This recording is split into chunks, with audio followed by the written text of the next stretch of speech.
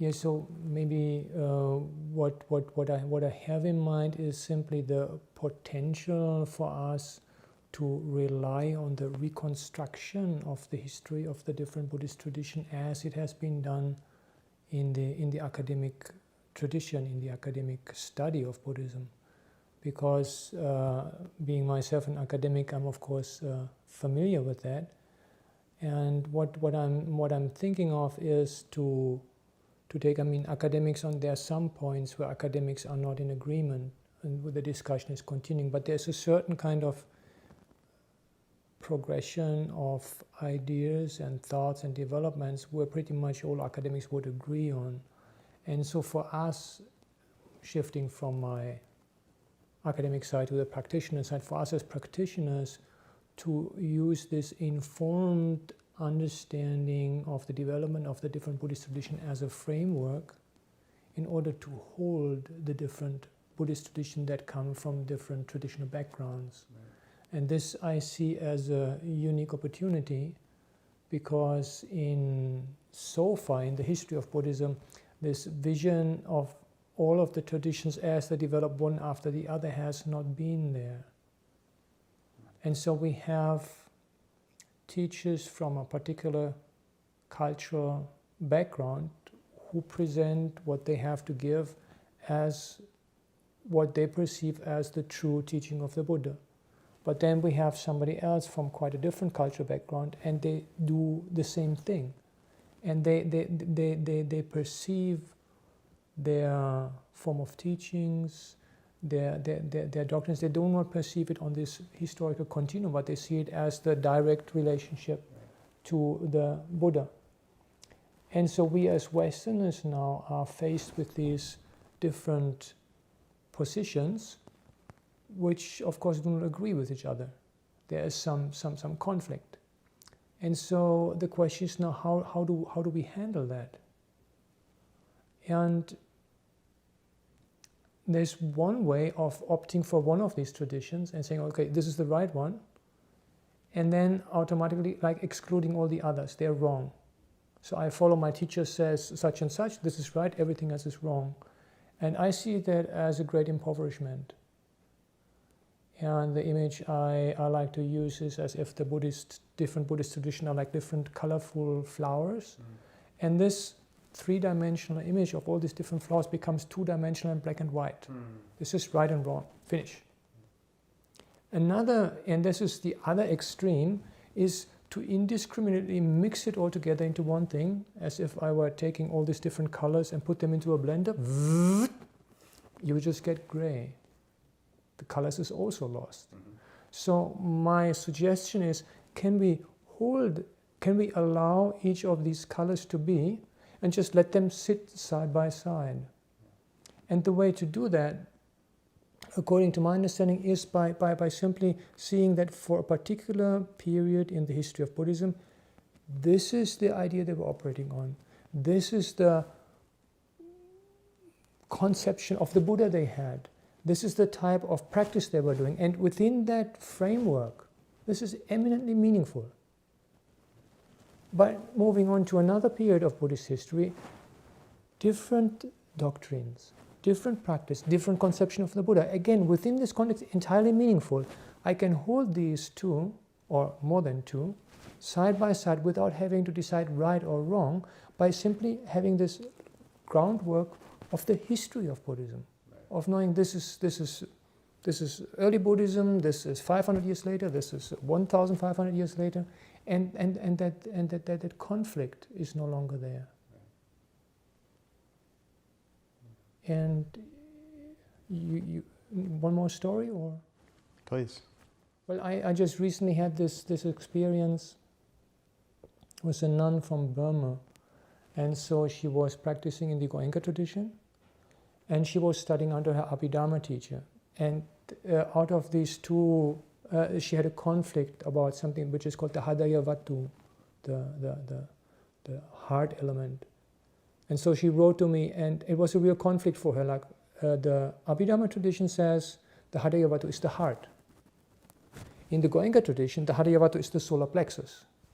So the question she and other in the tradition had, like, who's right, who's wrong, how do I work with this? And so I use that as a trial out for this kind of methodology I'm proposing. So what comes out of that then is, first of all, from a historical perspective, Hadayavatu was not taught in early Buddhism. So it arose only at a considerably later time in the Theravada tradition. So this takes away a little bit of this urge of like, if I don't know exactly what the Hadayavatu is, how am I going to get awakened? Everything depends on this. It kind of just, it's a concept that arose at a particular time, but there have been practitioners who have not been using this concept and they were able to progress to awakening, and the Buddha himself. But then we don't become fundamentalists and say it's both wrong because it's not taught by the Buddha. That would be the other extreme. No, the Hadayavatu is a very meaningful concept in the Abhidhamma commentary. Actually, it's not even in the canonical Abhidhamma, it's in the commentary tradition. And we can even support it with modern research, because we know that people who have had a heart transplant, it's a very interesting thing that they find that they experience emotions that are associated with the person who has been the donor of the heart. So there seems to be some sort of emotional memory, I don't really know how to call it properly, but there is something that really comes over with the physical heart. And so it is an eminently meaningful teaching of the Abhidhamma commentaries to speak of the Hadayavatu as the physical heart. Now we move to Goenkaji. Goenkaji's the approach that he teaches, based on what he learned from his teacher Ubakin, is very much this working with what he calls vibrations. And this has a lot to do with the energy body. And so for the energy body, the solar plexus is indeed a very central point, and it is precisely where you can experience in this particular Vipassana tradition the intersection between body and mind. So if you look at it from the framework of this tradition, it is eminently meaningful to speak of the Hadayavatu as the solar plexus. And it was very beautiful to see that for this Burmese nun and her friends, the whole situation, the whole tension dissolved. They were suddenly able to see that there is no absolute correct thing about the Hadayavatu, but there are contexts in which I can meaningfully use this concept, and I can use it in different contexts without there needing to be a conflict. I don't have to decide which interpretation of Hadayavatu is the correct one. There's one context, this one is correct. There's another one, this one is correct. I so appreciate that, because there can be times in my own practice and practice without speaking with others where we have an experience and we are looking for a map, a conceptual map, some other kind of mirror to our experience. And so when we don't find it, maybe in the particular tradition that we're practicing in, there can be this, this wish to have some deeper understanding. Yeah. But without having the context with which we're entering into a different map or a different system, that reflection can be almost more confusing. Exactly. And so what I hear you saying is how important it is to really appreciate the whole context with which a particular offering is being shown. Exactly. Yeah, yeah, and really that it's all about bringing it back to skillful means. Yeah. That the underlying motivation is skillful means. Yeah. And there's still a respectful plurality within this approach. This is the important part, the respect for the plurality. Yeah. That's like we can recognize that there are different Buddhas. So for us, with our Western background in scientific inquiry, the really interesting thing is the historical Buddha. The Buddha as we can reconstruct it, which is much of my work with early Buddhism, comparative study. What is the most probable understanding of what the historical Buddha actually taught?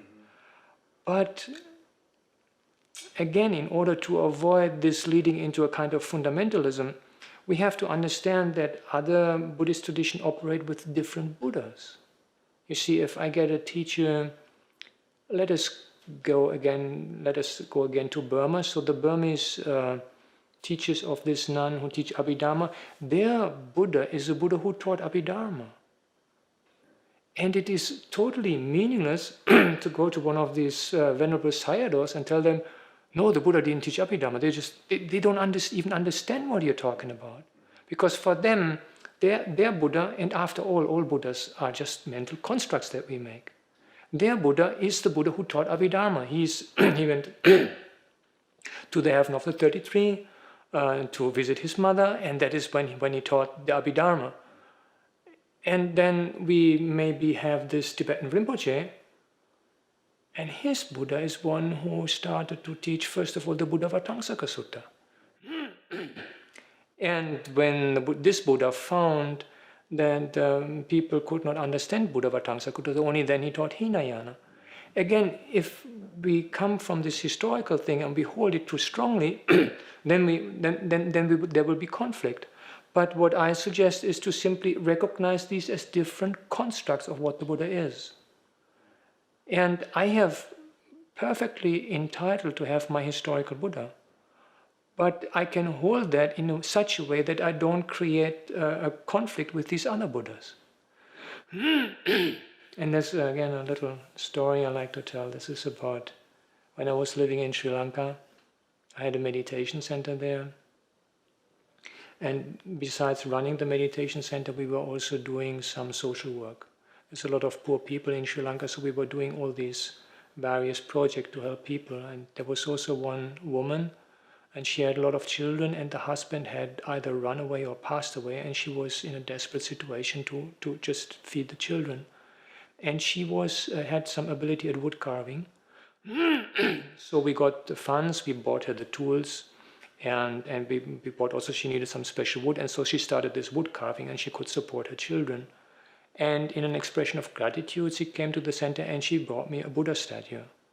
And it was a beautiful wooden Buddha statue she had made, but it had this protuberance on the head. And yeah, maybe I should first talk a little bit about the protuberance and then I come back to my story. So this protuberance is a development that we know from the history of Indian art. In the early suttas, it is very clear that the Buddha had a physical appearance that did not make him easily distinguishable from other people. And one of the 32 marks of the Buddha's beauty is the Unhisa Sisa. He had a head that was rounded like a turban. But when in ancient Indian art, the beginning of representing the Buddha in sculpture or painting, there was a tendency of presenting saints with hair, and usually in a top knot. So the Buddha, and they also did this for the giants, where we know the giants, they actually pluck out their hair. It's impossible for their hair to grow. They were still being depicted with long hair and usually like put together and put in a top knot. And this feature in artistic representation of the Buddha then was understood in later tradition to mean that the Buddha actually had a protuberance, that there was some sort of fleshy or even bony outgrowth. And if you look at Buddha statues nowadays, in all different Buddhist traditions, you find this something coming out there. And so with my historical understanding, and now we move back to my situation in Sri Lanka, I didn't like that protuberance. So I asked this woman, I appreciate the Buddha statue very nice, but can you take off the protuberance? And she said, yeah, no problem, come Agne. And she took out her tool, and so she started to take off the protuberance. And I was all the time just watching what she was doing. But this meditation center, I was the only white one. The others were all Sri Lankans. So the whole room was full with Sri Lankans. And she just chipped off the protuberance. And as she was doing it, to me, it became more and more and more of a Buddha. And I was very happy about it. And when she was finished, I looked up and I saw all the other Sri Lankans. They looked so sad. They all made long faces, and one of them said, Bhante, this is no longer Buddha. And you see the point. The thing is, for them, this is an absolutely essential part of a Buddha. And by taking it off, I had turned this beautiful Buddha statue into just a Buddhist monk. It was no longer Buddha for them. Now, can I claim that I'm right? And they were wrong? No. I mean, they were in the majority. If we are democratic, I was wrong. No, I think I have the right, if it is a Buddha statue for myself, to take off the protuberance. Nobody can dispute that. But I don't think I have a right to say that this is the only way a Buddha should be, and that the Buddha with this knuckle, because I know this is just a device from Indian art and it has no meaning. You see the point I'm making? Yeah. Just holding and allowing these different visual representations of the Buddha, or these different Buddha constructs, to stand side by side, without any kind of value necessarily attached. I choose one with which I am comfortable, but that doesn't mean I need to denigrate others. You have this line that I just really loved, was, according respect to all Buddhist traditions and to the uniqueness and value of their respective teachings, provide an indispensable foundation for the flowering of precisely the mental balance and detachment that should result from practicing in any of these traditions. Yeah. And I think that's what you're pointing at with that story, is that just in the capacity to be able to hold another person's idea of their Buddha, we're practicing skillful means, and we're practicing detachment, and we're practicing mental balance. Yeah, we're practicing mindfulness, we're practicing equanimity, we're practicing compassion, it's all there. Yeah. And I even wonder, even in the process of actually undertaking the work of understanding the context of particular concepts within a tradition, I'm wondering if there's even a practice when you notice a hindrance arise in your experience, it's an opportunity to practice with that, even in the process of comparison. Exactly. Yeah.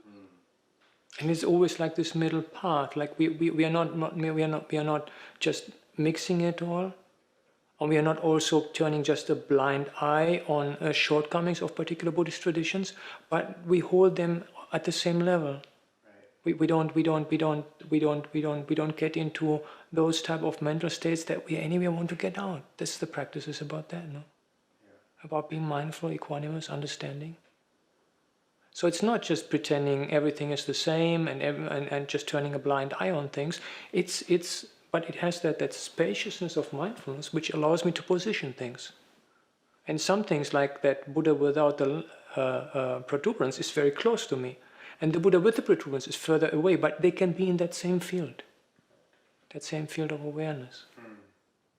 There can be some sense sometimes in the West that there's a goal of synthesis, and that there can be a sense that we can synthesize various lineages and various ideas to find something more complete and more full.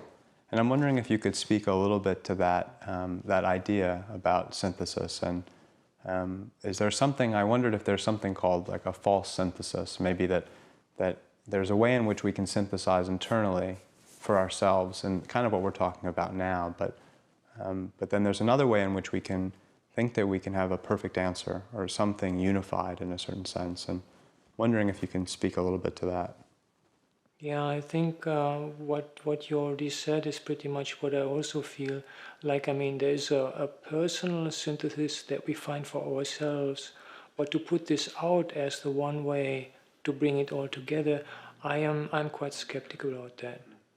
And this was already what I was trying to say before, this other extreme, the two-dimensional black and white, right and wrong, and the other one, put it in a mixer and mix it all together and you just get gray.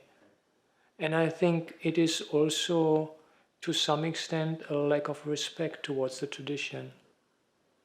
And as I have lived a long time in Asia, I do know that it is actually experienced as such, and that it is actually experienced as a continuity of the colonial arrogance, where the Westerners know it always so much better. And now they get Buddhism and they know it so much better. And now here in the West, we're going to build the real Buddhism. We're going to chuck out all the superstitions and all the other things, and this is going to be the real thing. And these fools over there, for the last 2,500 years, they just didn't understand it. I'm exaggerating a little bit to just to show the other extreme. And I think this is also not a wholesome state of mind. It's my personal feeling. My personal feeling is that we find our personal synthesis, but we allow the different traditions to be the way they are and respect them the way they come, with all their baggage of cultural, social, historical development, the way they come, instead of trying to amalgamate them into one thing. into the superior form of Buddhism that is now in the 21st century rising in the West. I think Western Buddhism again, I mean, I'm part of Western Buddhism, but Western Buddhism is just one form of Buddhism. And the claim to be the ultimate perfection of the different tradition, again, it has it has the roots for polemics, it has the roots for fundamentalism, it has the roots for denigration. It can lead to quite a lot of negativity. So I am personally more in favor of allowing the different traditions to stand where they are. Have you practiced in other traditions, and have you had experiences in your past of this practice that we're talking about, of finding personal synthesis and personal understanding? Well, I have been very much attracted to the Tibetan tradition, and I have been practicing Dzogchen. I was with Tulku Urgyen at Nagi Gompa in Nepal, and I was a Theravada monk at that time.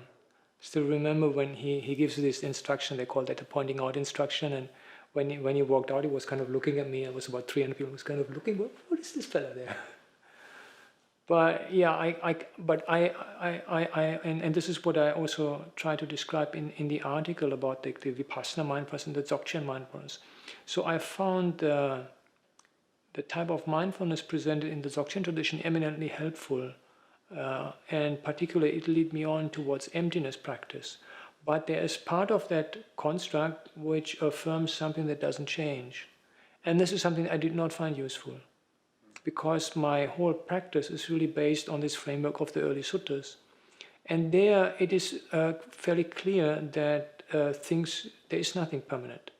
Even that which knows, the consciousness or awareness, mindfulness, however you want it, it's a changing process. And so I did not want to give up that part, because I think it's essential for the path to liberation as taught in early Buddhism.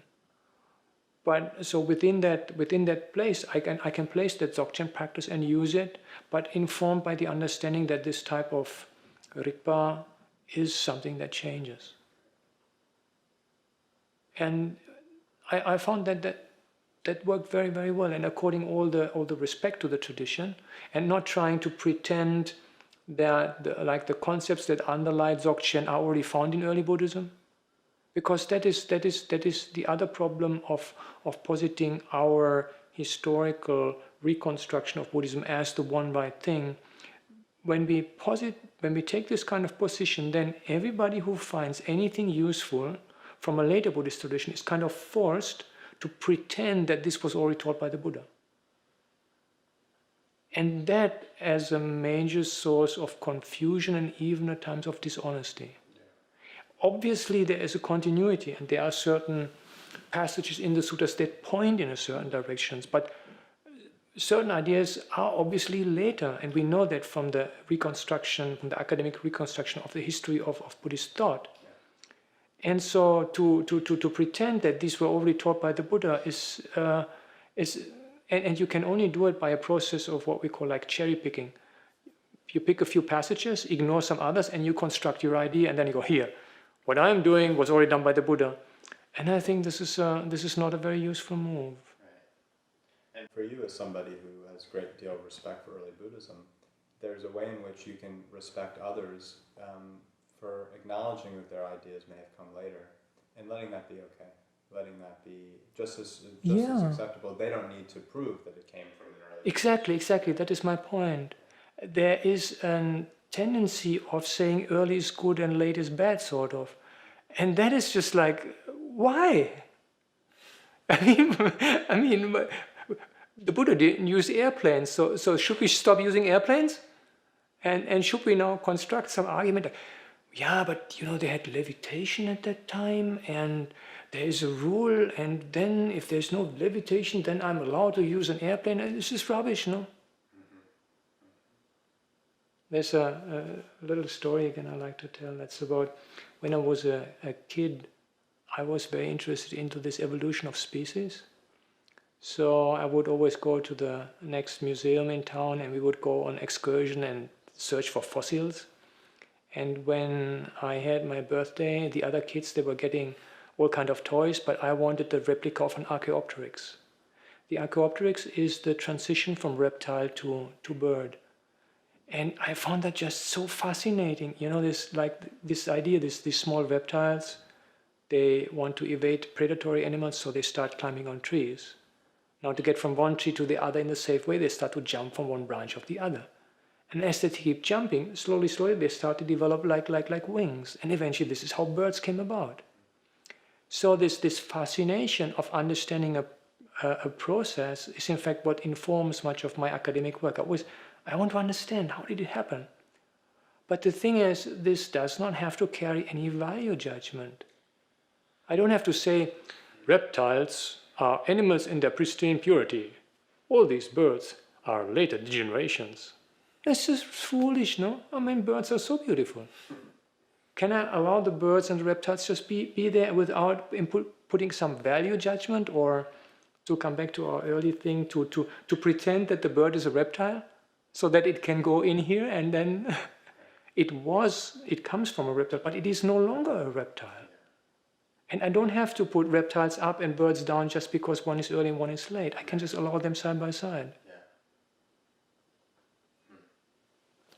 Yeah, I love that idea of when you're interested in a tradition that you might not be familiar with, there can be this wonderful appreciation and beauty that comes out of seeing that thread for its own nature. And almost like there's, what I hear you saying is there's a way in which we can really step back from our own preconceptions and our own, that process of disentangling our own perceptions is there's its own beauty there.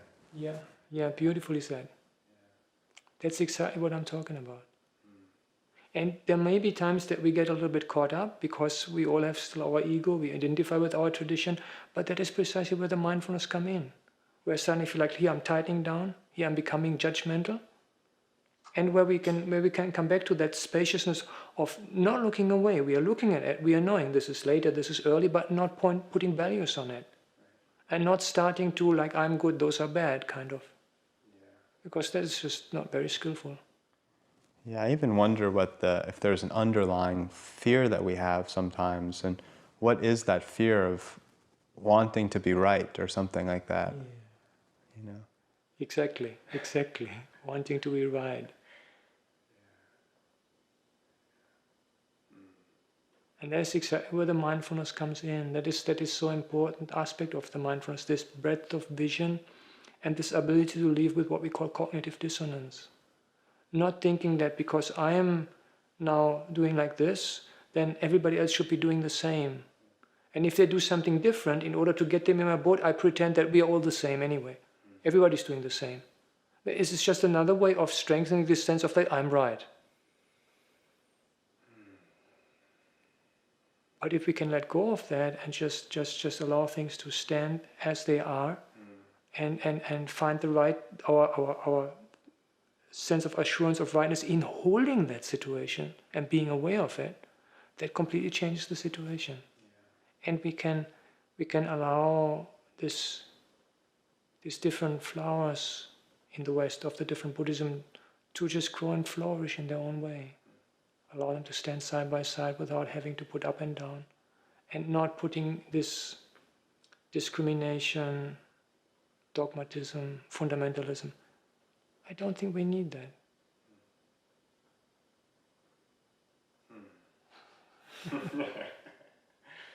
That's great.